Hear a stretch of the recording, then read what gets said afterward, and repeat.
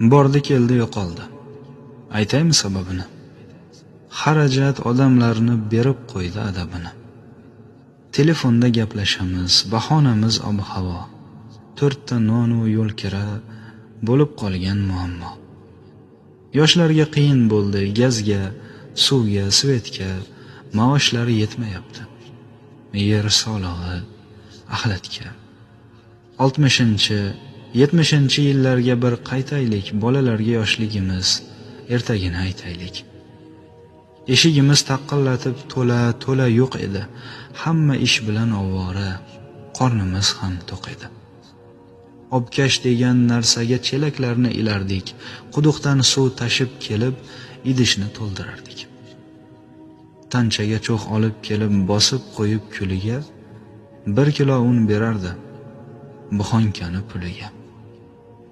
Hammamizni uyimizda o'choq, tandir bo'lardi. Nonga ha deb chopmasdan non patir yopilardi. Chiroqning idishiga kerosinni quyib olib, qorong'ida o'tirardik, lampa shisha yoqib olib. Taxmonda o'rin, ko'rpa, mebel divan qayoqda, yerga joy solib uxlash moda edi hamma yoqda. O'zbeklar qiz uzatsa 10 ta ko'rpa qilardi, ammo buvi, xolalar yotib qolgan borardi.